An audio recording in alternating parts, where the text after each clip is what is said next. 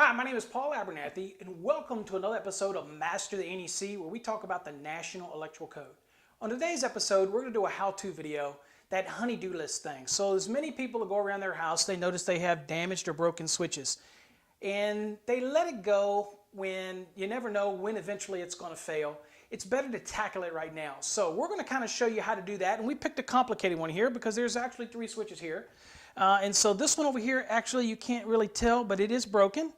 And we need to replace this switch. So all of these are single pole switches. It means that they control one luminaire, one switch controls that luminaire. Okay, so in this case right here, we're going to replace this one. Now this switch right here does the vanity. So we're going to actually replace it, and there you can probably see it. It is broken off here. We'll be able to show you exactly what you need, the tools that you need to replace this switch right here. Okay, let's talk about what you're going to need to fix this broken switch. Okay, we're obviously going to need a screwdriver to take this cover plate off, so we're going to need a flathead screwdriver, obviously. We're going to need that. We're going to need, we don't know if we're going to strip any wires in there. We don't know because we're putting a new switch on there, so we need wire strippers. We need cutters, so we can cut any wire if we need to trim it for length. We have a torquing screwdriver, that's so we can torque the terminations down on the conductors properly. Now typically the torque values for little devices like this are going to be anywhere between 7 to 10 inch-pounds or 9 inch-pounds. This tool is calibrated between 8 and 40 inch-pounds, so we usually put it on about 8. Now you can get these values from the manufacturer, or you can go to UL 486AB, or you can go to Informative Annex I of the National Electrical Code. But typically with devices, you're looking at around anywhere between 7, 8, or 9 inch-pounds. And of course, we choose 8 inch-pounds for our application. You need to check with the manufacturer to determine what the actual inch-pounds are for their termination. Okay, so we're going to use this.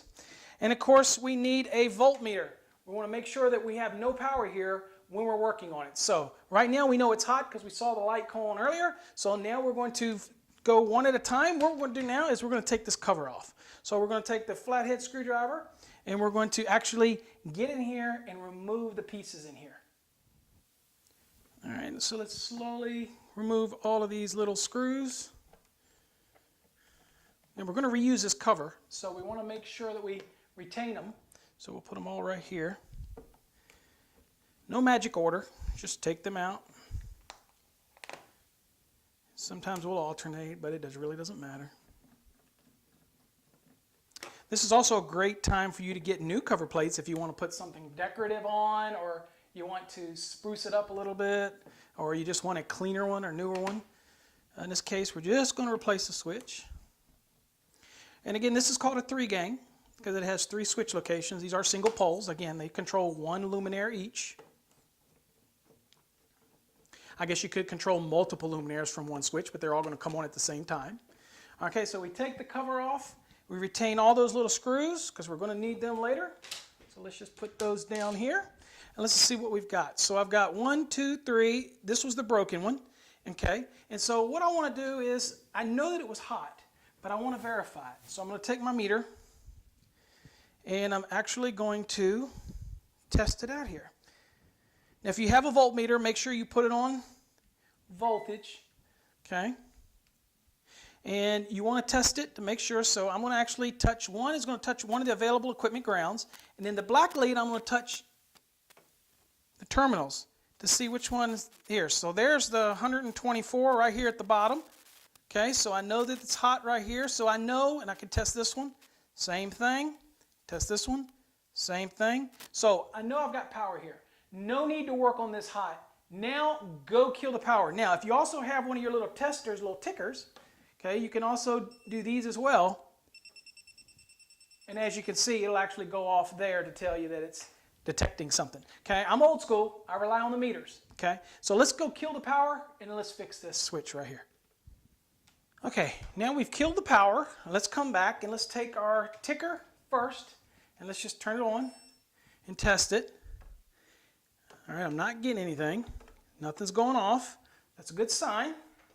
Next, I want to go on and try my voltmeter just to double check because you know what, some people don't trust it. Okay, and I'm going to see what we've got here. Again, it's on voltage, and you're on AC. So I'm going to go to one of the leads. I'm going to take to one of the bare equipment grounds, And then I'm going to check the terminal that we tried earlier to see if it was hot. And let's see what we got. All right, I got nothing. I got nothing. Go here, nothing, nothing. So remember, one goes to the equipment ground, the other goes to the hot or the black or the red or whatever, and check it until you see, check all of them that are on terminals when you're first checking it just to make sure. So everything in here is dead at this point. Now, I don't need to mess with these switches. Hopefully they didn't daisy chain them, and I can simply just replace this one here. So let's hope that's the way it works out. So we're going to take our screwdriver and we're going to screw this one out.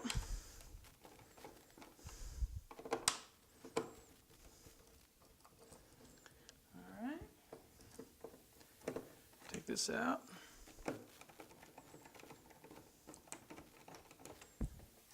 Okay.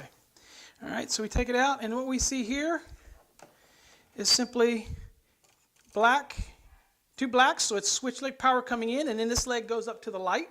I do see a little bit of black marking here, so obviously this switch was damaged, but it was a matter of time. So we were proactive, and so what we want to do is we want to take all these terminals off. It doesn't matter which is which when it comes to the switch leg like this for a single pole, so it doesn't matter.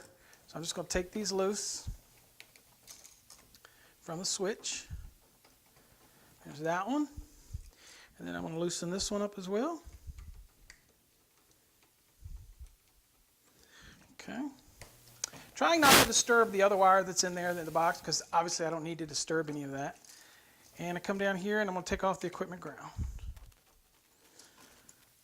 Now, what is this equipment ground for? In a case where I might have some kind of current that leaks onto the metal parts or the frame or anything like this switch metal housing or anything, it's going to allow the breaker in the panel to trip because it provides a low impedance fault current path back to trip the breaker. So that's why this equipment ground is vital in new construction, okay? All right, so I've got these wires. Now, the next thing that I want to do is I'm going to take my Kleins here, and I'm going to actually straighten these up and neaten it up a little bit and make my little curves a little better than what they did. And remember, when we go around a screw, okay, when we take this around a terminal, we want to go around clockwise, okay, because that's the way we're going to actually tighten the screw. All right, so I've got my U's here, little hooks I put on it. Now, again, just to talk about it, these devices here, they do come with a back wire option. If this is a 14 gauge wire being used, and it's a 15 amp, then that's what goes in here. Typically, these aren't made for 12 gauge or for 20 amp circuit. But anyway, look on your switch to determine. This is a 15 amp. It'll say it's marked right on the front. And of course, you've got the terminals on the side as well. But here, I'm not going to back wire. There's a controversy whether people like doing this or not. It's a UL listed product, so it shouldn't matter whether you back wire or wrap the screws. If you're going to back wire, then you want to make sure you have the little wire gauge right here, that you actually put the wire, the insulation right up to the edge of it, and make sure you snip it to that length so that that goes up in there well. You don't get too much in there so that there's actual bare conductor sticking out the end. But in our case, we're going to do it the screws and do it that way. So the first thing we want to do is put on this equipment ground, put that back on this new switch. And what I'm going to do is I'm going to make sure this is closed a little bit so it doesn't work loose. And I'm going to tighten this down. Okay. All right, so that's tight down. Equipment ground, I don't worry so much about the torquing. I just want to get it nice and tight. But if I were using the torque, and again, this torque wrench, I had it set at 8 inch-pounds. And there's a video I have out there that shows you how to use one of these. Then I've got it set at 8. I'm going to put it on here and turn it. And you'll see that it'll actually, you'll feel it snap when it's actually at the actual 8 inch-pounds. Okay, so the next thing we're going to do is we're going to apply this. Now, remember I said it didn't really matter which of these went to which one because it's simply breaking. The switch is doing nothing but breaking the circuit, turning it on and off. Okay, so we're going to go around this one first here. And we want to make sure we're going around clockwise. Okay, put that underneath there, and then I'm going to use the torquing screwdriver, and I'm going to tighten it down. And when it gets down to 8 inch-pounds, there you go. Did you hear that? It snapped. All right, so I know that that's at 8 inch-pounds, and I'm good to go there. Then I come over here to this other one, and again, I want to run it clockwise. Basically, I want it to curl in the direction that I'm tightening it. Okay, so then I'm going to have I've got my torquing screwdriver, tighten it down. Did you hear that? It actually snapped at 8 inch-pounds. So I'm good to go on my torquing. Okay, so if you look at it here, it's nice and tight. Everything's good to go. Now, when you're putting it back in, you'll notice that it's going to have a single pole switches like this is going to have an on or off. Okay, so you turn it so that you can read the lettering on it. So it should be on in the up position, off in the down position. Okay, you just want to be able to read the writing on it. Now, if it's a three-way switch where it's controlled at 2 or more locations, then it doesn't matter. Okay, but when it comes to single poles, you want to make sure it's right on and off, that you have it so that you can read it when you put it in. All right, so now I'm going to work this back, making sure I push that equipment ground conductor out of the way so I don't want it to short out to anything. And now I'm going to take a screwdriver and I'm going to put this back into the wall. And this, incidentally, is called a 3-gang box. If it had only 2, that would be a 2-gang box. Push this back in there, making sure that that equipment grounding conductor is away from any of the conductor or the terminals. And tighten this down. Now, one little tip to make sure that your cover is going right. Take all your screws and either push it all the way to one side or all the way to the other side. That way, you're not trying to tinker with it after the fact. So in this case, I'll move everything tight to the right and tighten this down. And I'll do this one as well. Okay. And I'm going to loosen these up just enough so that I can also push these to the right. Okay. So that's there. There we go. And then I'll do this as well over here, just so it makes it a little easier to put this cover back on. And it'll line up. So that one's already over to the right. All right. So now I've got that in. And so now I'm going to take that cover that we had earlier. And we'll take all these screws. And now we're going to put this cover plate back on. Okay.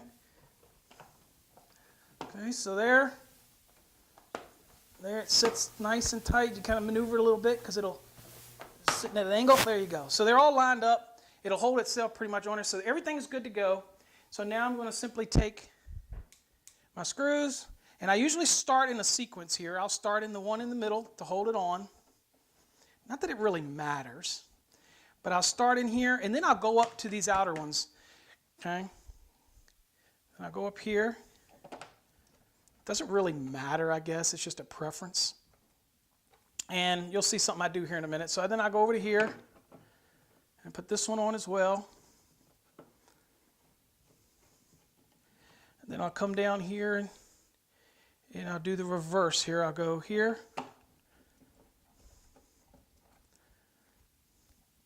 Then I'll go over here. I guess it really doesn't matter. And then I'll go to the last one right here. Again, this would be a great time to change it, a decorative plate or whatever you want it, or just put a new plate on it. Now, when I'm all done, I have a little pet peeve. I like to make sure all my screws are the same. So for me, everything is straight up. I don't want to go too much because you'll crack it. So go snug and then barely back it off. Remember, it's just holding the cover on. Go snug and then back it off. Snug, then back it off. Snug, back it off. Snug and back it off. Now, there's some people that want them to run horizontal. Some want them to this. It doesn't really matter.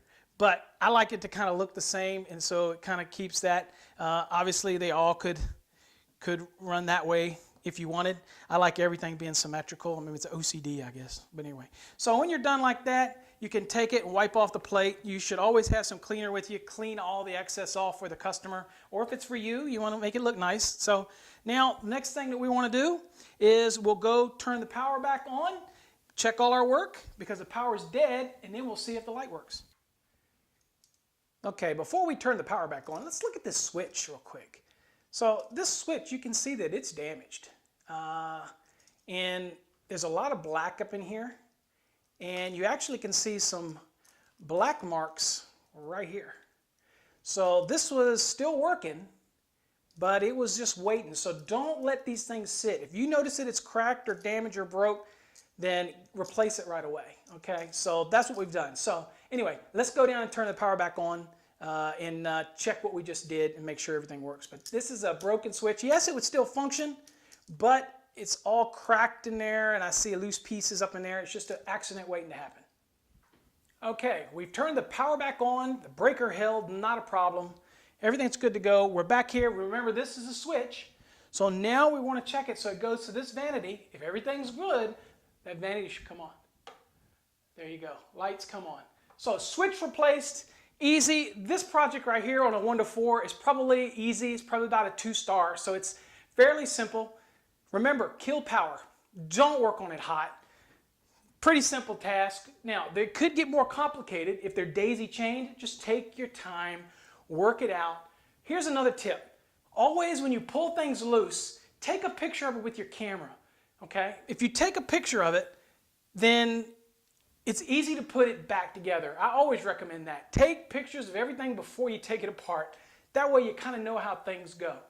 All right? If the power's dead and you've got 3-way switches and different things like that, then you can put little labels on them if you're not real familiar with how things work. Because the do-it-yourselfers, these are simple tasks, and if the power's dead, there's nothing on, then there really isn't any hazard involved in it. So don't be shy. Of course, we love you calling us electricians to fix these things, but you can do it yourself. They sell them at the big box stores, Home Depots and Lowe's, so we just want to make sure you do it safe and do it right. So again, my name is Paul Abernathy with the Electrical Code Academy and Master the NEC series. Hopefully you got something out of this simple single pole switch replacement.